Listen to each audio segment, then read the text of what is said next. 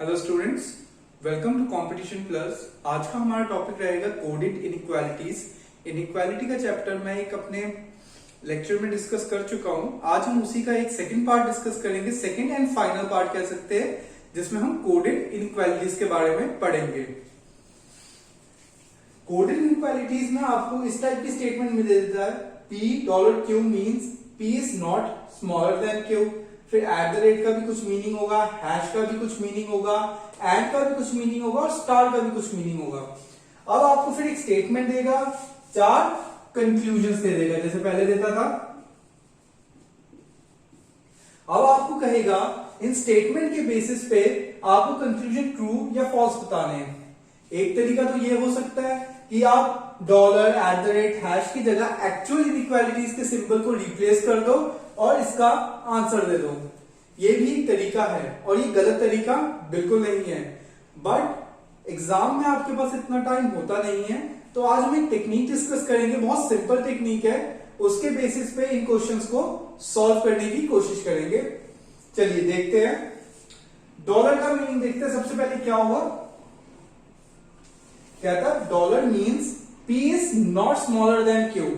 अगर P Q से छोटा नहीं है तो P क्या होगा, या ग्रेटर होगा या इक्वल टू होगा। तो डॉलर का मीनिंग क्या है, P is greater than equal to Q। Number 1 point clear है। आगे बढ़ते हैं। P at the rate Q means P is neither smaller than not equal to Q। At the rate का मीनिंग है P smaller भी नहीं है और इक्वल टू Q भी नहीं है, तो क्या होगा, P is greater then Q होगा। तो इस तरीके से हैश का मीनिंग अब देख लेते क्या है।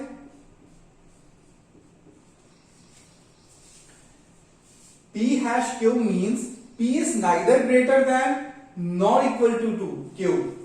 अगर P Q से ग्रेटर भी नहीं है और इक्वल टू भी नहीं है तो ऑब्वियसली वो P Q से लेस ही होगा।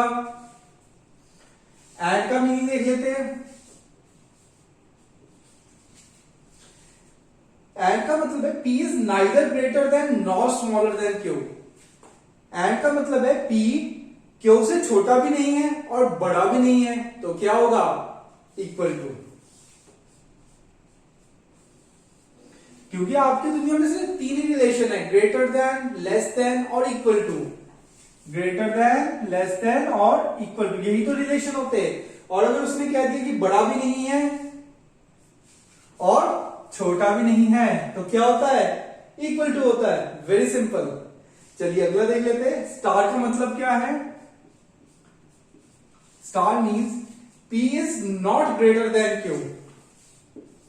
ये लीजिए, P क्या है, ग्रेटर नहीं है, तो ग्रेटर कर गया, क्या बचा, लेस देन या इक्वल टू। तो P is less than equal to Q होता है इसका मतलब। देखिए हमें बार बार स्टेटमेंट्स ना पढ़नी पड़े, इसलिए हमने इसे शॉर्ट में लिख लिया है। काइंडली नोट डाउन कर लीजिए इस चीज को। चलिए अब आपको मैं एक मेथड बताता हूं जिसमें आपने इनकी वैल्यूज को रिप्लेस कर देना है। आपने एक बॉक्स बनाना है इस टाइप से।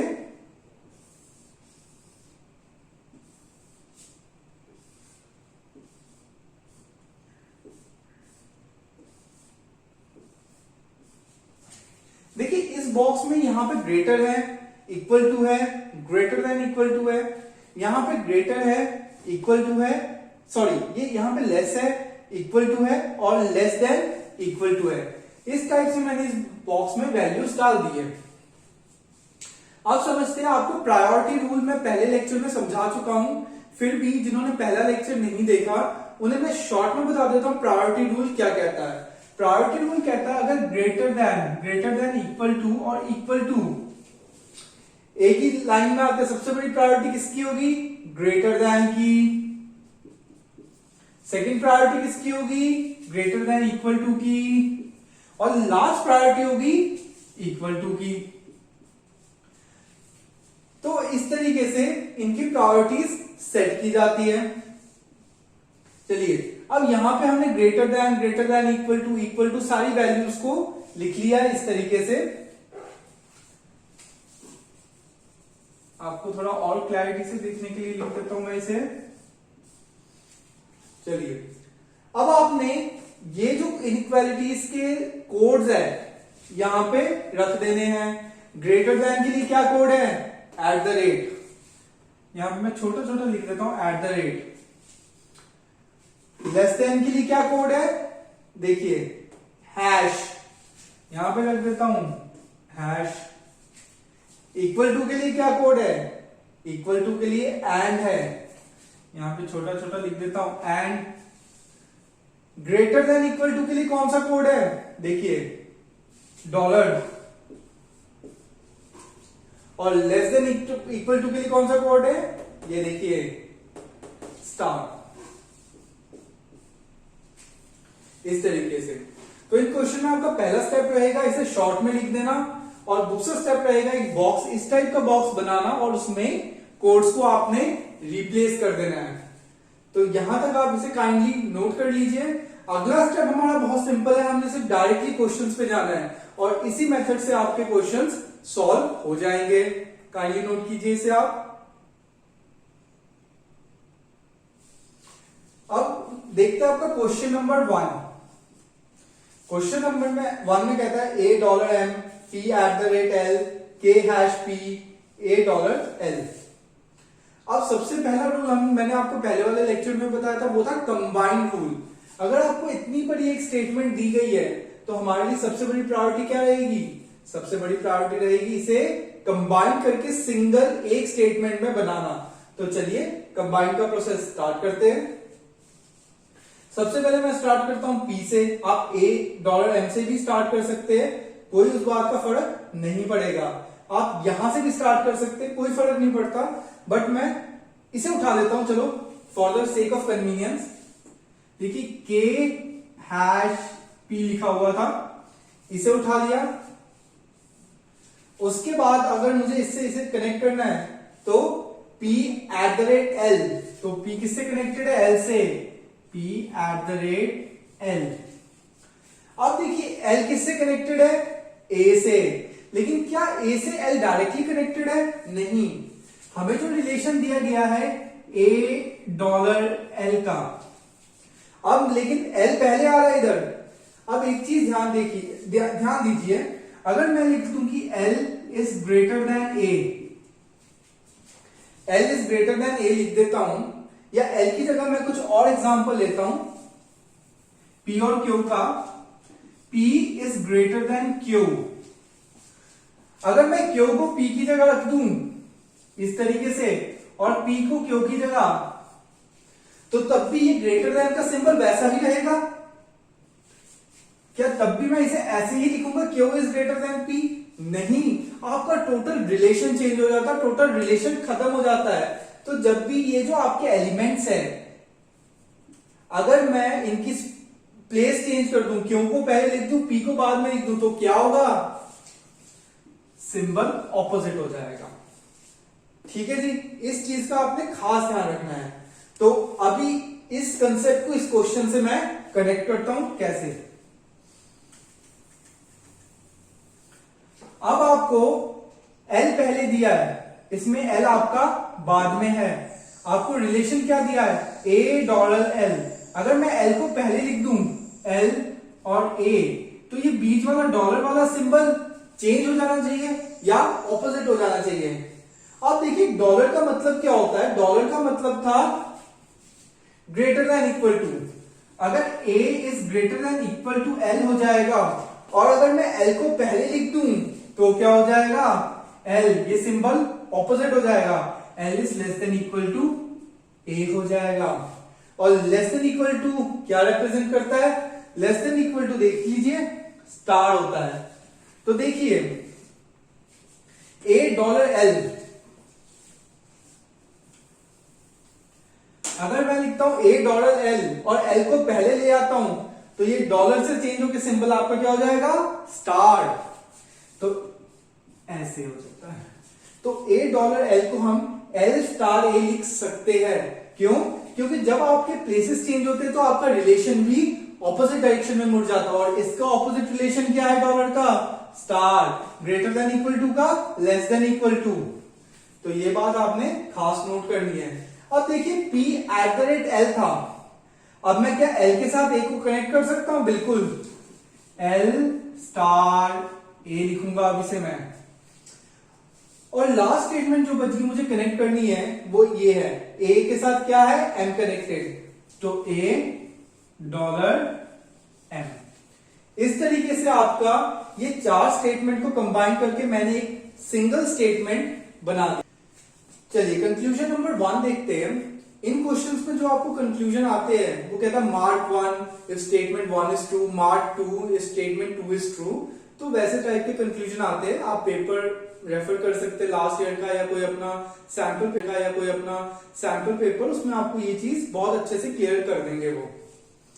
अब देखिए K#L, अब K#L दिया है, मुझे ट्रू या फॉल्स बताना है। तो मैंने पहले हैश वगैरह कुछ नहीं देखना, मैंने K और L का रिलेशन देखना है। K कहां पर है? यहां पर।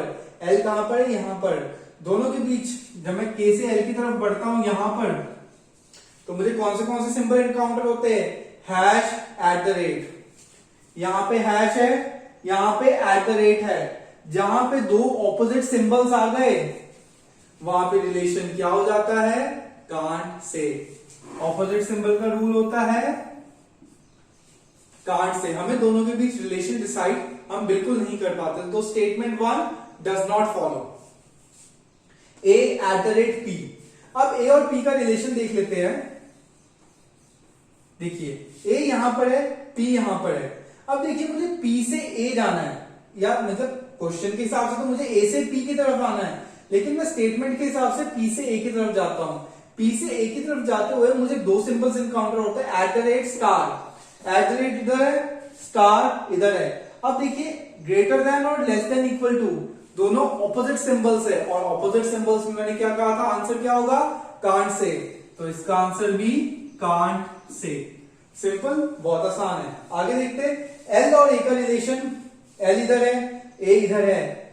L और A का क्या रिलेशन है? L*A। यहां पे क्या दिया? सेम चीज दी है, तो ये ट्रू हो जाएगा। अब देखिए ये वैसे निकला, A और L का रिलेशन दिया था, L से A उन्होंने निकाल दिया स्टार से। ठीक है जी। M और P, M किधर है? इधर है। P इधर है, इधर है। चलिए P से लेकर M तक जाना है। कौन कौन से सिंबल्स है? $#,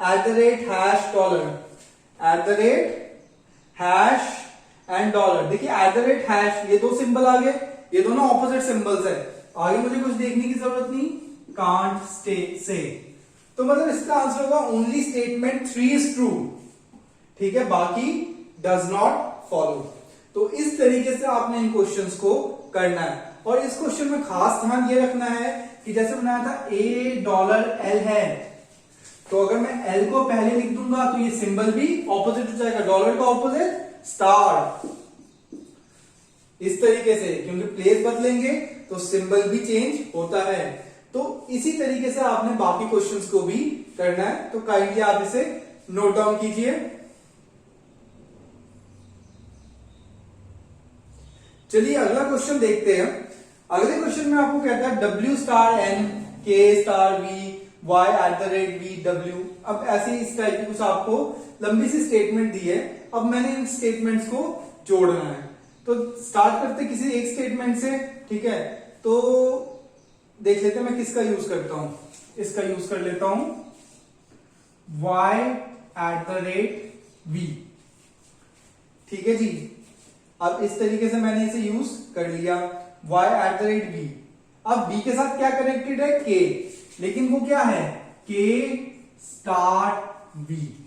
जबकि यहां पे V पहले है, K*V होगा, तो इसका उल्टा क्या हो जाएगा? V को अगर मैं पहले लिख दूं, K को बाद में, तो स्टार का जो सिंबल चेंज हो जाएगा। स्टार का ऑपोजिट सिंबल क्या है? डॉलर। तो $K लिखा जाएगा इसे। तो इसे मैं लिख दूंगा $K। तो ये भी मैंने बना लिया, ये भी बना लिया। अब उसके बाद मुझे करना है K को कनेक्ट। अब K को कैसे कनेक्ट करेंगे? W@K दिया है मुझे, W@K, यहां पे K पहले आ रहा है तो K और W के बीच क्या रिलेशन होगा, यहां पे है @, यह है @, W@K होगा। अगर मैं इसे उल्टा कर दूंगा तो @ का ऑपोजिट क्या होगा, हैश, तो K हैश W, तो यहां पे मैं लिखूंगा K हैश W, ये भी आपका कंबाइन हो गया। अब W के साथ किसका रिलेशन है, N का, तो W स्टार N, क्योंकि यहां पे भी W पहले था, यहां पे भी पहले है। तो इस तरीके से ये पूरा का पूरा रिलेशन हमने कंबाइन कर दिया यहां पर। चलिए अब क्वेश्चन देखते हैं, y और k का रिलेशन पूछता है, y इधर है, k इधर है, y से k तक जाते जाते कौन सा सिंबल है, $, इधर है, डॉलर इधर है, दोनों में से किसकी प्रायोरिटी ज्यादा है, इसकी, क्योंकि ये दोनों सिंबल एक ही डायरेक्शन में फेस कर रहे हैं, तो $, में से किसकी प्रायोरिटी ज्यादा है, की, तो y से k तक जाते हुए रिलेशन क्या बनना चाहिए, y k, क्योंकि डॉलर और में से की प्रायोरिटी ज्यादा है एज पर प्रायोरिटी रूल, तो यहां पे क्या दिया, y@k ही तो दिया है, तो ये आपका हो जाएगा ट्रू। अब W और N का देख लेते हैं, $N, यहां पे क्या दिया, W*N, ये तो फॉल्स हो गया, सामने सामने फॉल्स हो गया। अब W और Y का देख लेते हैं, अब Y यहां पर है, W इधर है, Y से W जाता हूं तो कौन कौन से सिंबल इनकाउंटर होते हैं, $, हैश, इधर है, डॉलर इधर है, हैश इधर है, हैश मतलब ऑपोजिट सिंबल चला गया वो उसका, तो ये आपका कांट से, इस तरीके से। अब W और V का देख लेते, W इधर है, V इधर है, V से W जाएंगे तो कौन कौन से सिंबल है, डॉलर, हैश, डॉलर इधर है, हैश इधर है, ये देखिए ये और ये तो ऑपोजिट सिंबल हो गए। अब जब दोनों ऑपोजिट सिंबल आ गए तो आंसर रहेगा कांट से, तो जो इस क्वेश्चन में आपका आंसर रहेगा only option 1 is the correct option. अब हमारे पास ये दो क्वेश्चंस और आ जाते हैं, इसमें कहता है T*Y, ये आपको स्टेटमेंट दी है। सबसे पहला आपको क्या रूल बताया गया था, सबसे पहला रूल है आपने इन्हें कंबाइन करना है, तो मैं इससे स्टार्ट करता हूं, S#M, ये कंबाइन हो गया, M के साथ कौन रिलेटेड है, K, तो M@K, क्योंकि यहां पे भी M पहले, यहां पे भी M पहले, सिंबल चेंज नहीं होगा इस केस में। अब K के साथ कौन रिलेटेड है, K के साथ एज सच कोई रिलेटेड नहीं है। अब हमने देखना है किसके साथ रिलेशन है, अब S के साथ किसी का रिलेशन है, वो है Y का। अब देखिए $S दिया है, इस केस में Y पहले आता है, तो यहां पे अगर मैं Y को पहले लगा दूं, $S, तो ये भी सही रिलेशन बन गया, ये भी कनेक्ट हो गया, ये भी कनेक्ट हो गया, और आपका ये भी कनेक्ट हो गया। अब आपका कौन सा रिलेशन बन गया, T और Y का। अब देखिए यहां पे T पहले दिया है, तो अगर मैं यहां पे T को पहले लिख के स्टार लगा लूं तो रिलेशनशिप तो खराब नहीं हुआ ना, मेंटेन रहा, तो ये भी आपका बन गया। तो इस तरीके से ये भी आपका कंबाइन हो गया इस फॉर्म में, तो ये आपका कंबाइन हो चुका है रिलेशन। चलिए अब डिस्कस कर लेते हैं आपके कुछ क्वेश्चंस। K और S का रिलेशन पूछ रहा है, K आपका इधर है, S इधर है, अगर मैं S से K की तरफ जाता हूं तो हैश आपका इधर है, इधर है, दोनों ऑपोजिट साइन है, तो कांट से।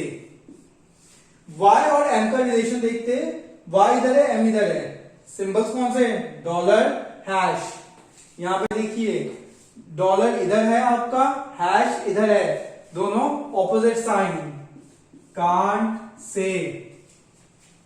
T और M का रिलेशन देख लेते हैं, T#M, T इधर है, M इधर है, सिंबल्स कौन से इनकाउंटर हो रहे हैं, star, dollar, hash, star, dollar, जहां स्टार और डॉलर आ गए वहीं पे तो ऑपोजिट सिंबल है, तो कांट से। ठीक है जी, ये नोट कीजिए। एस और के का पूछता है वो आपको, एस आपका इधर है, के आपका इधर है, हैश और एट द रेट आता है, हैश इधर है आपका, एट द रेट इधर, यहां पे सारे आपके ऑपोजिट साइंस है, तो आपके कांट से, तो ये चारों की चारों स्टेटमेंट आपकी कांट से हो जाती है। आप कह सकते हो none of the statement follows और none of them is true. तो इस तरीके से इन क्वेश्चंस को किया जाता है, आप इसको नोट डाउन कर लीजिए। चलिए दूसरा क्वेश्चन देख लेते हैं। दूसरे क्वेश्चन में आपको ये सब दिया हुआ है, आप चलिए इसे कंबाइन कर लेते हैं। S eight the rate L, L के साथ हैश एम, एम के साथ एंड वी और वी के साथ स्टार क्यू। इस तरीके से आप ये तो डायरेक्टली कंबाइन हो गया, इसमें आपको कुछ अपने एक्स्ट्रा एफर्ट्स करने की कोई जरूरत नहीं पड़ी।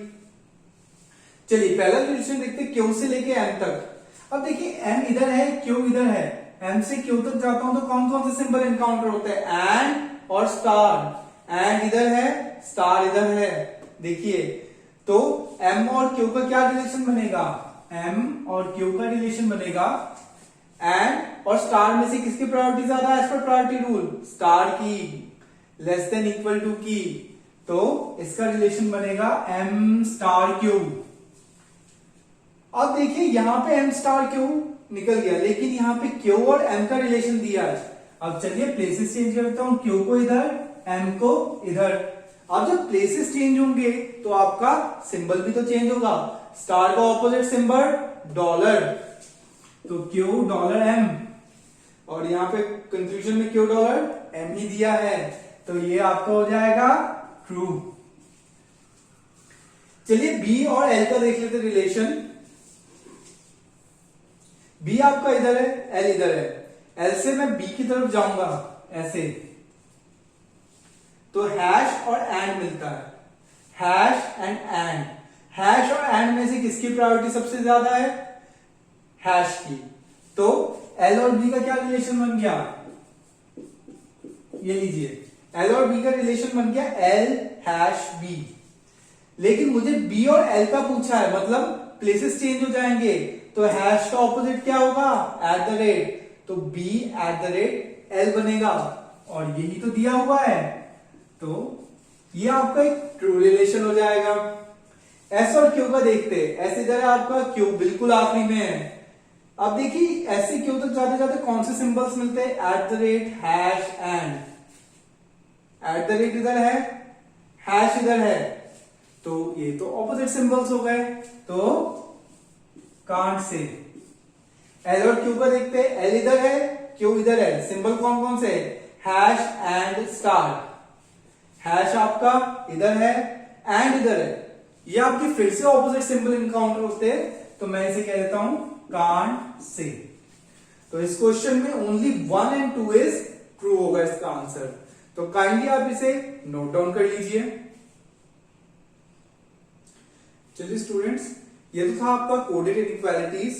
कोडेड इनइक्वालिटीज में ये जो मेथड है आपको एक टफ मेथड लग सकता है, आपको ये इजी लग सकता है कि आप डायरेक्टली रिप्लेसमेंट कर दे और उसका आंसर निकल जाए।